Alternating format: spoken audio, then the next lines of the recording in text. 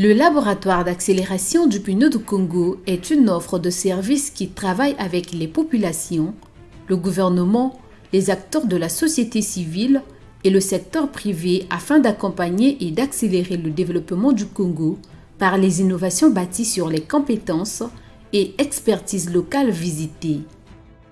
Les innovations ne sont pas que dans le domaine de la technologie. Elles existent bien au sein de nos communautés locales. Savoir observer, regarder attentivement autour de nous, permet de découvrir que les innovations existent dans plusieurs domaines, à savoir l'énergie renouvelable, l'agriculture et la petite transformation.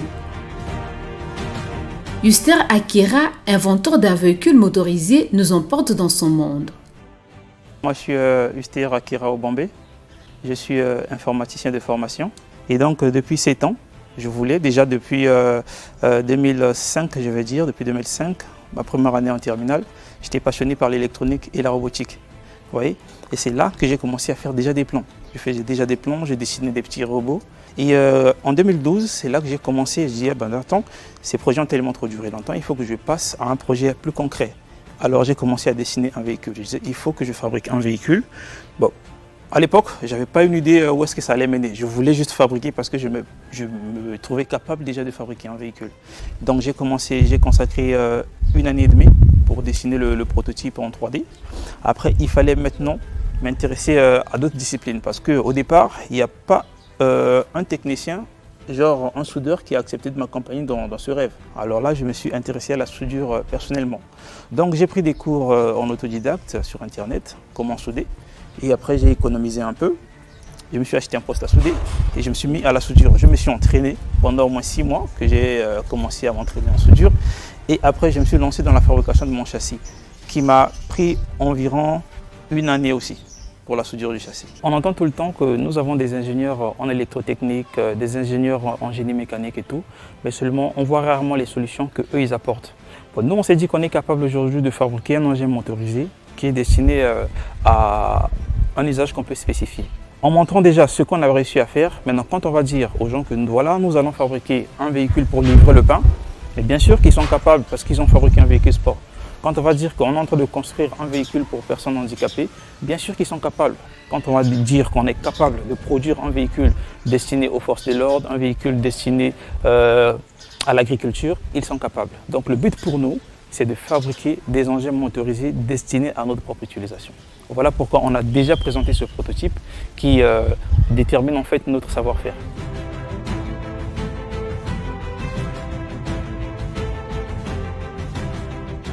La tablette va communiquer grâce à l'interface OBD pour afficher toutes les informations relatives à la bonne santé du moteur, notamment la température, la position des boîtiers papillons, les accélérations et tout seront affichés au niveau de la tablette. En gros, la tablette joue le rôle du tableau de bord comme dans les véhicules traditionnels. Donc voilà un peu. On a tous ces capteurs qu'on va installer en interne qui vont afficher le RPM du moteur, la température du radiateur et ainsi de suite. L'artisan inventeur Judy Kael Mampouya de la ville de Dolisie nous présente la décortiqueuse d'arachides mobile. Je suis né le 12 décembre 1978 à Makwa. Donc, je suis arrivé ici avec mon père en 1985 parce qu'il était fonctionnaire de l'État et enseignant.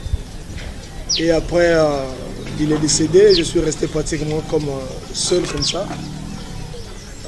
J'ai épousé une femme en 2001. Et curieusement, quand j'ai commencé à avoir des enfants, je me suis rendu compte qu'on avait des enfants qui étaient partiels, qui étaient totales. Donc, ayant fait des examens, on a compris que j'étais partiel, la dame aussi était partielle. Alors, la pauvreté nous a envahis parce que la maladie était tellement trop grande ici dans la famille. Et c'est à partir de ce moment-là que j'ai commencé à réfléchir pour trouver des moyens qui me permettraient d'être à la hauteur des charges, des problèmes que j'avais pour faire face à la drépanocytose qui avait vraiment envahi ma maison. Et j'ai commencé à réfléchir et tout ça. Et c'est là où j'ai eu l'idée de créer des moulins. Parce que je me suis dit que c'est une activité fiable. Elle n'est pas comme l'agriculture. J'ai pensé au maraîchage, mais là-bas il y a trop d'échecs.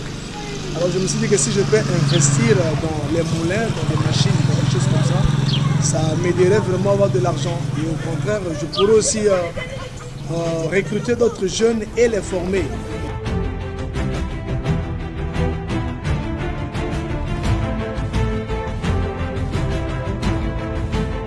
Je suis conscient qu'il y a d'autres pays qui ont commencé à réfléchir avant nous. Et la mienne, elle a la capacité de 100 sacs. Et non seulement ça, elle est portative.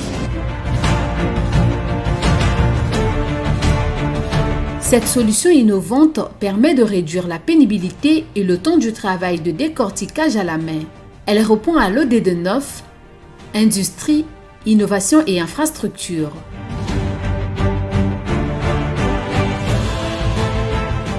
Le chimiste, chercheur, inventeur Crépin Vital Nzaka nous partage ses initiatives dans le domaine de l'énergie. Je suis Vital Vicham, chimiste, chercheur et inventeur congolais. J'ai commencé la chimie depuis l'âge de 8 ans. Je me suis lancé dans les énergies renouvelables parce que l'énergie, elle fait partie intégrante de notre société moderne. Elle permet le déplacement des gens. Et puis ici, dans mon pays, je constate qu'on a un grand problème d'électricité. Donc à base des produits bio, j'ai pu inventer, j'ai pu créer de l'électricité.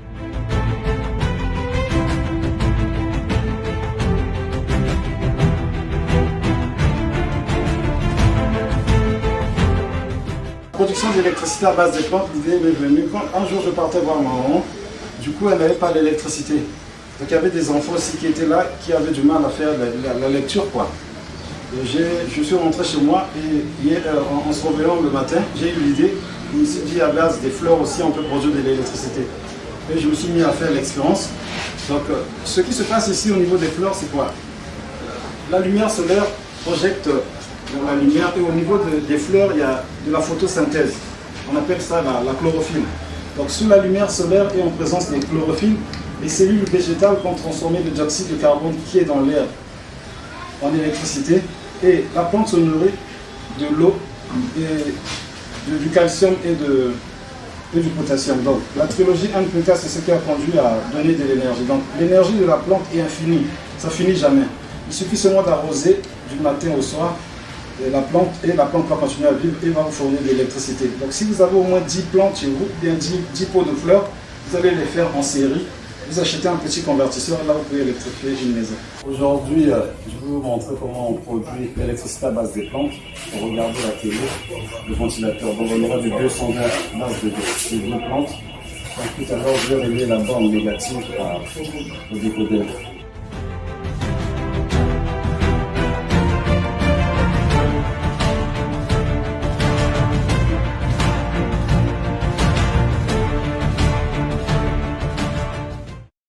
On a 220, on peut regarder la télé et on a la lumière grâce à l'énergie des plantes.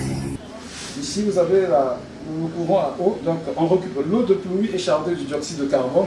Lorsque vous le mettez dans le réservoir là où il y a le cuivre et l'aluminium, dès que vous versez les gouttes sur le cuivre, automatiquement la lumière va s'allumer. Donc je vais faire un dispositif à goutte qui va donner de l'énergie pour alimenter une maison aussi. Ça aussi c'est vraiment très naturel, c'est pas toxique, juste de l'eau de pluie dans un réservoir et vous avez les LED qui vont s'allumer gratuitement, infiniment.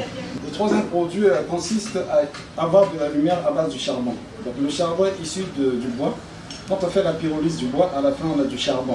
Donc ce charbon sera introduit dans le réservoir. Dans le réservoir, j'avais mis un capteur que j'appelle le VIR5 qui provient de mon prénom vital.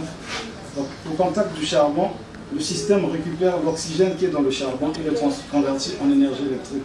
Et vous aurez de la lumière pendant une semaine qui est renouvelable en changeant les nouveaux charbons de bois. Il permet non seulement de produire de l'énergie à moindre coût, mais aussi de diversifier et promouvoir les sources d'énergie et contribuer à l'atteinte de l'EDD7, qui est l'énergie propre.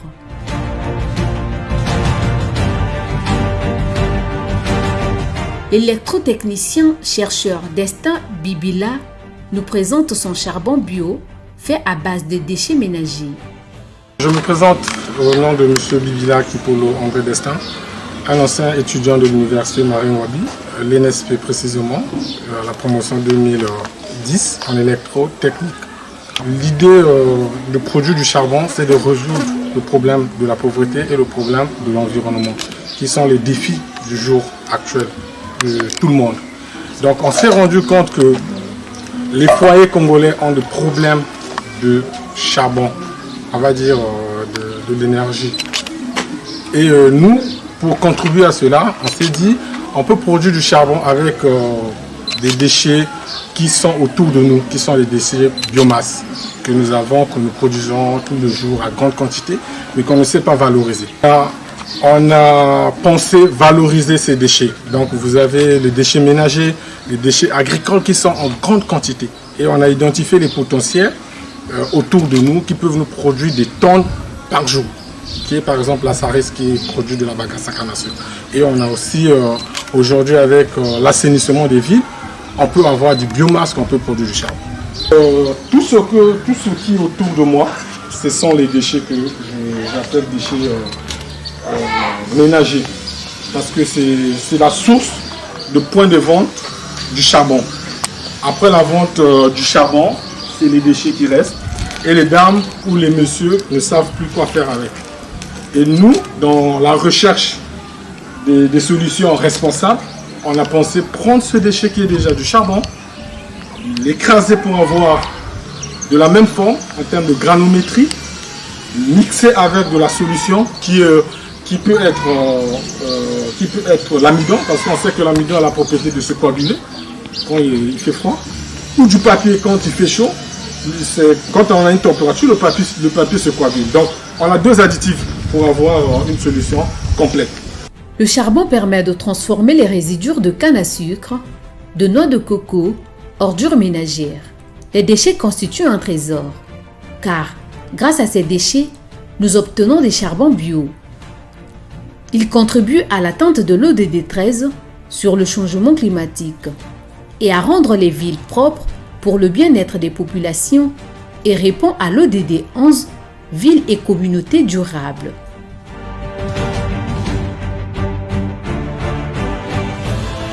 Ces expériences nous montrent que le terreau est fertile.